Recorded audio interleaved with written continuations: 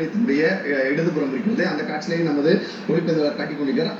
அங்கே இன்றைய தினம் அங்கே அந்த பகுதியில் அதிக அளவில் தொண்டர்கள் கூடி வரக்கூடிய காட்சிகளை நம்மால் பார்க்க முடியுது. காவல்துறையினர் அவர்களை தடுத்து வருவதும் நம்மால் பார்க்க முடியுது.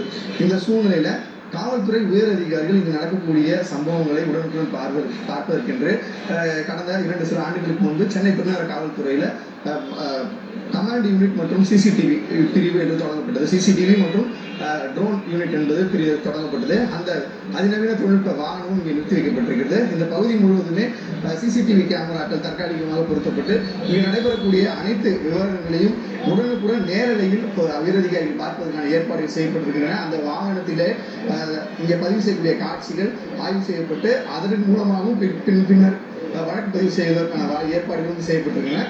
இந்த வழக்கமாக ஒரு சட்ட ஒழுங்கு ஏற்படக்கூடிய பிரச்சனைகள், அதே போன்று கலவரம் ஏற்படக்கூடிய பகுதிகளில் தான் இந்த வாகனங்கள் எடுத்து வரப்படும். அந்த வாகனங்கள் நிறுத்தி வைக்கப்பட்டிருக்கிறது. இதை தவிர்த்து இன்னும் சற்று நேரத்தில் ஒரு 8 மணி அளவில் இந்த விசாரணையானது இங்கே நடைபெற இருக்கிறது. நாம் தமிழர் கட்சியுடைய தலைமை ஒருங்கிணைப்பாளரிடம் அவரிடம் 53 கேள்விகள் கேட்கப்பட்டிருப்பதாக தகவல் வெளியாகின்றன. கடந்த 23ஆம் ஆண்டும் இதே போன்று 50க்கும் மேற்பட்ட கேள்விகளுக்கு அவர் பதிலளித்திருக்கிறார். இன்றைய தினமும் அதே போன்று 50க்கும் மேற்பட்ட கேள்விகளுக்கு அவர் பதிலளிப்பார் என்று எதிர்பார்க்கப்படுகிறது. மேலும் அனைத்து கேள்விகளையும் அவர் எழுத்துப்பூர்வமாக அளிக்க வேண்டும் எனவும் காவல்துறையினர் தெரிவித்திருக்கிறார்கள். ஸ்டேட்மெண்ட் என்று சொல்லக்கூடிய அவர் எழுத்துப்பூர்வமாக பதிலளிக்க வேண்டும். இதற்காக அங்கு அவருடைய நாம் தமிழர் கட்சியினுடைய வழக்கறிஞர் பிரிவு வழக்கறிஞர்களும் வந்திருக்கிறார்கள்.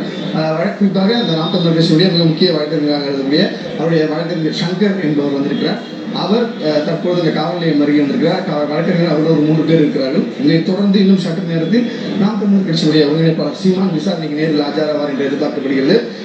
இந்த விசாரணையை பொறுத்தவரையில் ஏற்கனவே கடந்த 2023ஆம் ஆண்டு அதிக அளவில் இந்த சாலை முழுவதுமே இந்த தொண்டர்கள் வந்த நிலையில இதே போன்று தொண்டர்கள் அதிக அளவில் நாம் தமிழர் கட்சியுடைய ஒருங்கிணைப்பாளர் சீமான் வரும்போது இன்னும் அதிகரிக்க வாய்ப்பு இருப்பதால் காவல்துறையினர் மிகவும் முன்னேற்பாட்டுடன் இருக்கிறார்கள். அவர்களை உள்ளே அனுமதிக்க கூடாது, இதனால் சட்ட ஒழுங்கு பிரச்சனை ஏற்பட்டுவிடக் கூடாது என்கிற அடிப்படையில் தற்பொழுது இந்த இரும்பு தடுப்புகள், அந்த ஆற்காடு சாலை வலசரவாக்கம் பகுதியில் இந்த பிரதான சாலையில இரும்பு தடுப்புகள் அமைக்கப்பட்டு அங்கேயே அனைவரும் தடுத்து நிறுத்தப்பட்டிருக்கிறார்கள்.